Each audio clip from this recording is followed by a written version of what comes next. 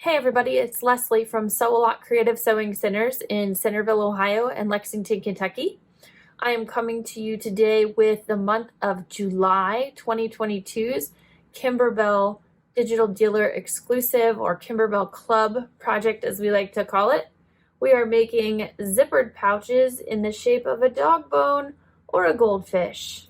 They are quilted, they are lined, zippers in the hoop, lots of fun. Great things to learn.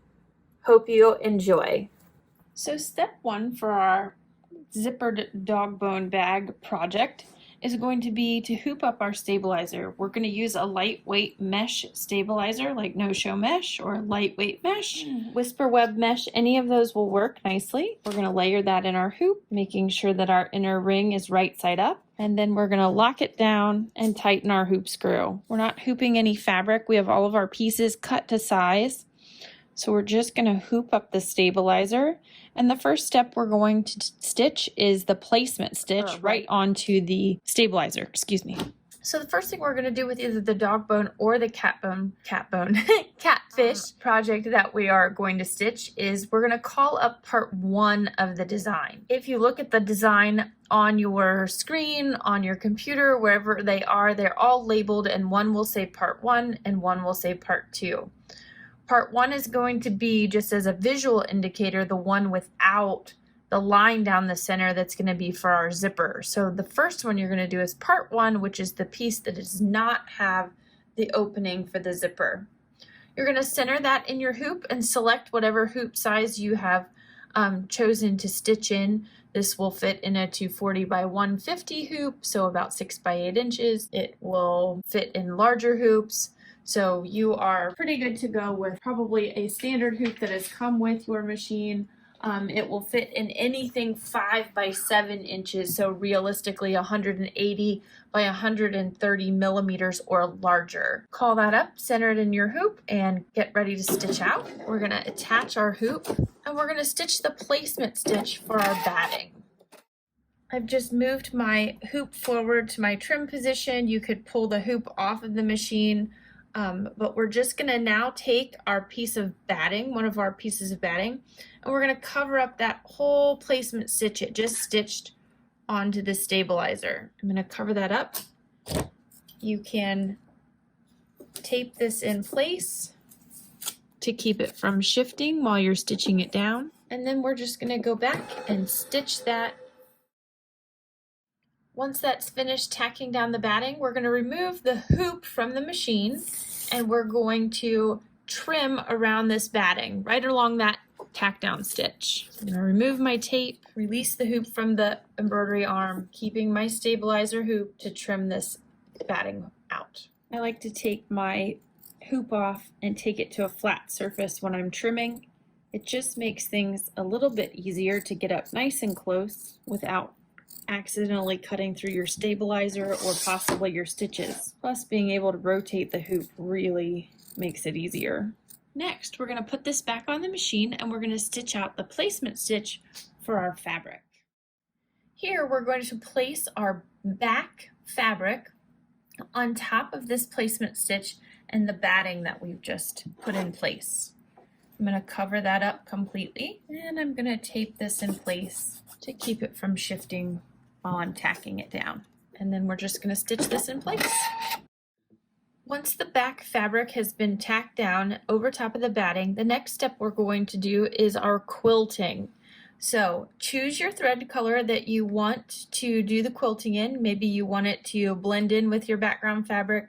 Maybe you want it to really show up and be a high contrast. Also, variegated threads would make this stitch a lot of fun. So if you found one in your color scheme, that would be a great way. We're going to quilt this with little dog bones. The fish, we're going to quilt with little fish. So choose your thread that you would like your quilting in, and off you go.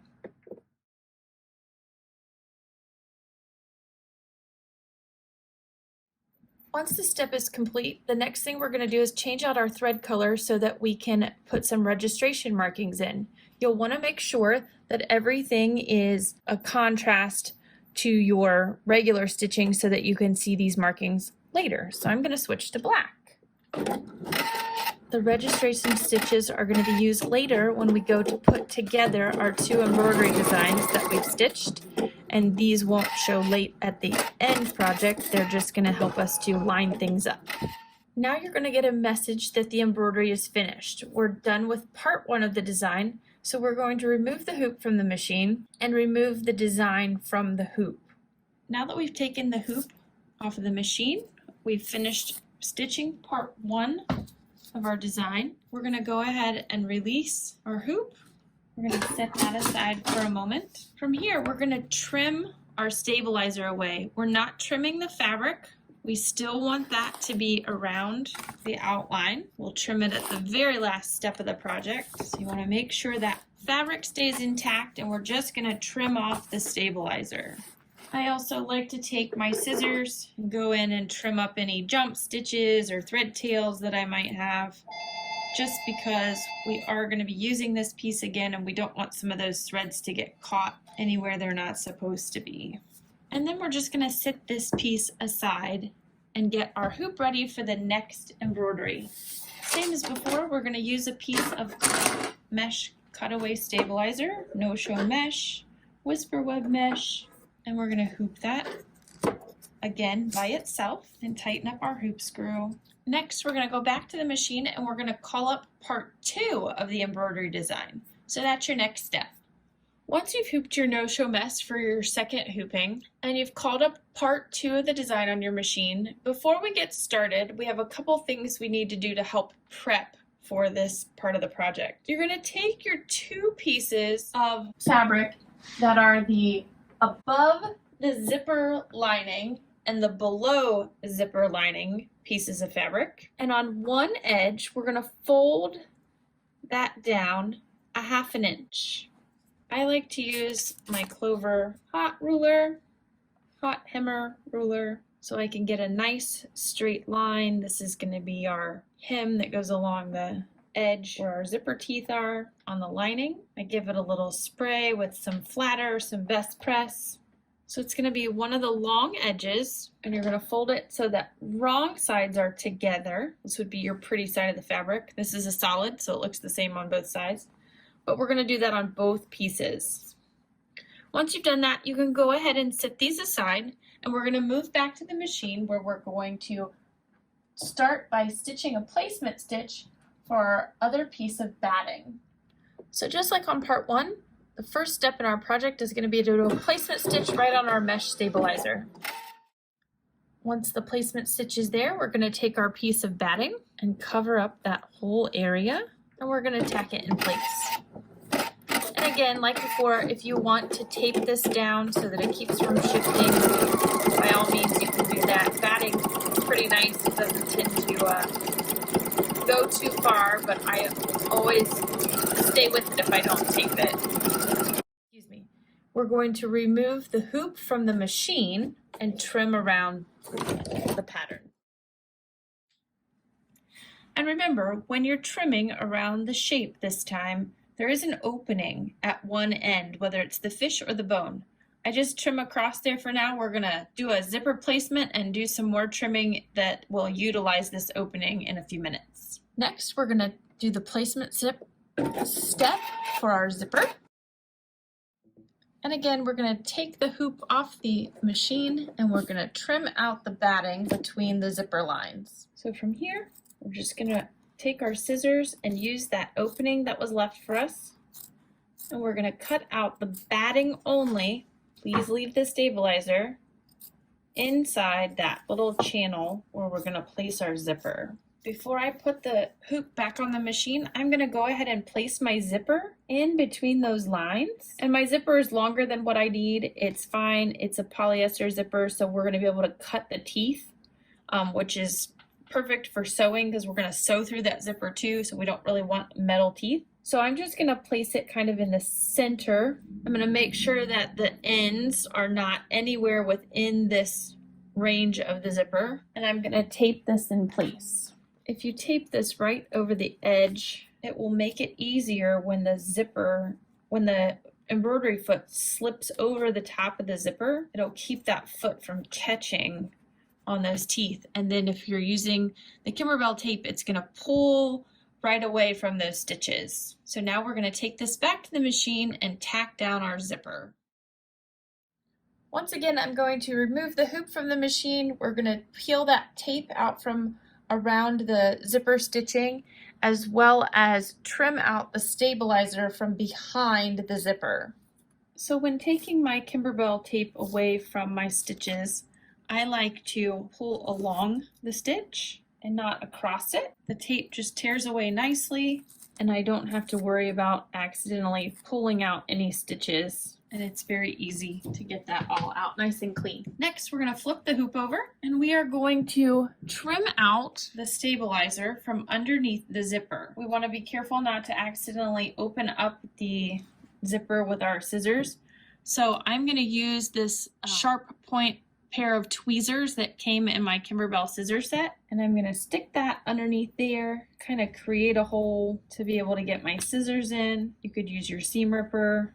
These just work nicely. They're very sharp and get in there well. And then I'm gonna take my scissors and stick them right in that hole I created, and I'm just gonna cut that mesh stabilizer right down and around that zipper opening, just like so. So now I don't have any stabilizer behind my zipper. Next, I'm gonna flip the hoop back over, and I'm gonna find one of my I'm gonna find both my above the zipper and below the zipper front fabric pieces. And I'm gonna take the edge of the fabric, I'm gonna place to the right side of the zipper. My fabric is going to be lined up face down. The raw edge is going to be lined up with the right side of the zipper, and the extra fabric is all going to be down to the left. I'm going to tape this in place. I'm going to take it back to the machine, and we're going to stitch this down to the zipper. So this step is piecing the fabric right to the zipper. Now, before I move on to the next stitch, I'm going to take and I'm going to remove the tape, and you can reuse this tape. The stuff that's on the batting doesn't reuse so well because it's got batting fur in it, but the stuff you used on fabric works well a couple times. I'm going to take my Clover fabric folding pin with my magic solution, wet that line, that stitch line we just created, and then I'm going to fold back that fabric covering the right side of the bone batting. You can tape this down the top corners if you want to. If you're comfortable smoothing the fabric as you go, you can also do that. I would highly recommend either using the Clover fabric folding pin to crease this fabric and give it a nice crisp fold, or if you don't have one of those, if you fold the fabric back, take it to your iron. Make sure to be very careful not to hit your hoop. So a small iron is nice. If you have a small steam fast iron, something of that nature, and press along this fabric. You really want to make sure that's a nice crisp press before we go to stitch it down. Next, we're going to repeat this process on the opposite side. I like to either move my hoop forward so that I can see and reach everything, or take the hoop off of the machine if that's your preference. I'm going to take my fabric right side down, and I'm going to lay the edge with the left edge of the zipper and center it, making sure that when I flip it back, it's going to cover the batting. And then I'm going to stitch that down.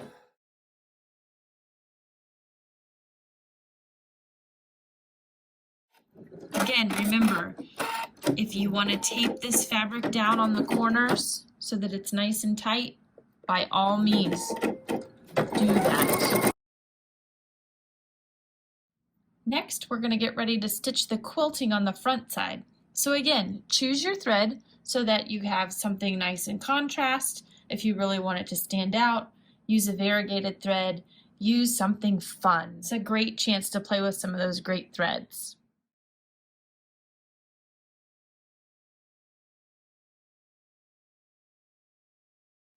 Next, we're going to start putting on the lining above and below the zipper pieces.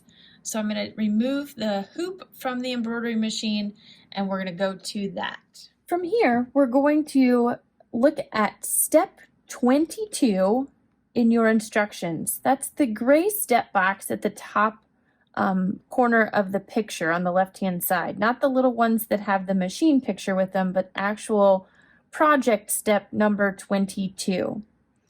The reason I'm referencing the picture in the instructions is to make sure that you understand which side is going to stitch first when we go to put these lining pieces on the back side. So I've flipped my hoop over, and it is just, if I've taken it right off of my machine this way, this is where it hooks up to the embroidery arm, I'm just going to flip it over to the right so that where it hooks up on the embroidery arm is going to be on my right hand side now. I'm going to place the above the zipper lining fabric right side up, aligned with the folded edge on the left side of the zipper.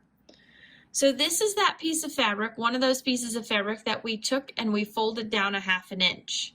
So this is the wrong side and this is the right side. We're going to take that folded edge, so this folded edge, and we're going to place this on the left side, covering up that bone piece on the left hand side below the zipper teeth. Now it's important here that we use our tape and we tape down all the corners to keep this from shifting, moving, flipping, getting caught. And then we're going to place the hoop back on the machine and we're going to tack this down. Now that we're back on the machine, we have one piece of our lining attached, and it's going to be, if we look at the fabric, it's now going to be on the right side. This is the side that the machine is getting ready to stitch. So this is the side we want to make sure that lining is underneath. Once again, we're going to remove the hoop from the embroidery arm, and just like before, we're going to flip it upside down. We've got the hoop flipped over. Again, our hookup is on the right hand side. I'm going to take the right side of the fabric up so that fold side is down, and I'm going to place that folded edge to the right of the zipper opening, and then I'm going to tape this in place. And you want to leave those pieces of tape out here on these outer edges to keep those from flipping up while you're stitching the other side down. Once everything's taped in place, we're going to go back to the machine and we're going to do the exact thing we did here on this side as well. Next, I'm going to change out my thread color just so that I can see it a little better and you can see it a little better. We're going to get ready to stitch the placement stitch for our loop, for our ribbon that we're going to create on the top so that we can hang this or attach it to something, a bag, or if you prefer not to add a loop to yours, by all means you can skip this step. But we're going to stitch a placement stitch for our loop. Now that we have this placement stitch at the top, I've got my piece of ribbon, and I'm going to take and I'm going to fold this in half, wrong sides together if it's a particular texture or print on the one side, and I'm going to line that up centered with the opening up to the top about 1/2 inch above that placement mark, and I'm going to tape it in place. So my folded edge of my ribbon is going to be down below towards my zipper. And then I'm just going to tack this ribbon into place. From here, we're going to stitch the alignment stitches like we did on the first part 1 of our project. So I'm going to leave my black thread in so that I can see these to use to line up our back and our front. Now that those alignment stitches are done, I'm going to remove the hoop from the embroidery arm and I'm going to show you how to line up that part 1 and part 2. Next, we're going to take this piece from part number 1 that we have stitched and trimmed, and we're going to attach it to this part. We're going to use these registration marks to line it up, but before we do that, we're going to make sure that we open our zipper. You want to open it about 3/4 of the way and make sure that your zipper pull faces the middle. From here, I like to use a little trick and take straight pins, stick these through the corner angle of the registration mark from the back at all 4 points. And then I'm just going to lay this on top of my hooped fabric. And I'm going to take one of those pins and push it down into the corner markings at all 4 points. Once I have all 4 pins in, I'm just going to gently push that top fabric down onto the one that's in my hoop. When I know it's in position, then I'm going to use my tape and I'm going to tape down the corners. Now the pins is just a way I like to do it. It makes it a little easier for me to line up those corners. By all means, if you just want to lay it on top there and fold it back and match them up and you're comfortable with that, you can easily do that as well. But you just want to make sure you tape it in place once you have it. And then we're going to take it back to the machine and we're going to stitch out that tack down so it sews those two pieces together. I have switched out my thread color so that the tack down stitch, when I go to flip and turn this, I don't accidentally see black thread peeking through. Next, we're going to stitch the last step. But before doing that, we're going to remove the hoop one more time from the embroidery arm and flip it upside down. Here I'm going to trim any jump threads I have or just pieces that I missed somewhere along the line. And I'm going to take my last piece of fabric and I'm going to cover up that whole dog bone shape, and I'm just going to tape it in place. I can reuse some of these pieces. Once we have that taped down nice and smooth, we're just going to put this back on the machine and stitch our final step, which is going to be to attach that lining piece. When this goes around, it will leave a hole. So don't be alarmed if it doesn't stitch all the way around. But also, don't be alarmed if when you look at it, it appears that it's stitched all the way around. Once the embroidery is finished stitching, we're going to remove the hoop from the machine, remove the fabric and stabilizer from the hoop, and we're going to do some final trimming, flipping, and closing up of the hole. So from here, we're going to trim all the way around this shape, including the zipper. You can use scissors, you can use a rotary cutter and a mat, whatever makes you most comfortable. A lot of people don't like to trim with a rotary cutter when they have odd shapes like this. You just have to be very careful. We want to leave about 1/4 inch around. Once you've trimmed out that shape, you need to go back with some scissors and trim out some areas. By all means you can. Also, I like to take and clip those little kind of corners, notches, so that when this turns, we get those nice little points. Just make sure you don't through any of your stitching. I'm even gonna clip along these curves here. And from here, we're gonna flip this over to the back side, or the lining side. And first, we're gonna flip this bone or your fish through the lining. And you might want to use your point turner and poke out those corners. The little bone's kind of gradual. The little fish, the tail's a little more dainty, so I used a long point turner there. And you're going to have your little bone turned to where you see the lining. From here, we want to close up this hole that was created for us to turn through. You're just going to fold that down inside, and you can take a needle and thread and whip stitch this closed. Or if you're like me, bring out your friend Liquid Stitch, run a little glue along here, and we're going to glue this hole closed. First of all, nobody's going to see the inside of this, and if they are, more power to them. Second of all, this glue will hold forever. You can wash it, all kinds of good stuff. It will set fairly quickly. To truly set completely, you will want to let it dry for about 24 hours for the instructions. But I just put that glue on there, and then fold these in together. Now, you're maybe going to get a little glue on your hands, and that's okay.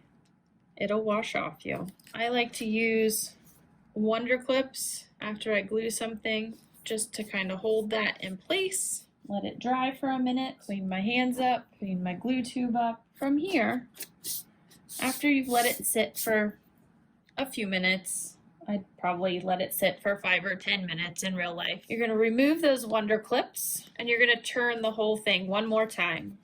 Once I've gone around all those curves and pushed them out nicely, I'm going to zip up my pocket. I'm going to take it to my ironing mat, and I'm going to press this down flat. Once I've pressed it down, I am finished with my project. It's ready to use, ready to give as a gift. Your dog will be so happy if you fill this with his favorite treats or her favorite treats. So I hope you have enjoyed creating this little dog bone zipper pouch, or maybe you chose to do the little fish one. Maybe you have a feline friend who would like some treats when you go. So either project, the directions are the same. We're just following which pattern we're using. Instead of getting a bone, you're going to have a fish if you use the other set of directions in the other design files. Each has quilting both on the front and the back side, and they're both fully lined inside and out, no raw edges, no icky threads to get caught in our zippers, and they have these great little tabs so you can hang them, take them with you, clip them to your bag, whatever you need to do. I really hope you enjoyed this month's project. Looking forward to the next one. Make sure you join us for our club class that's live on Zoom if you're enrolled in our club to get more great ideas for the designs, the pouches, and what other fun things we can do with these. Thanks.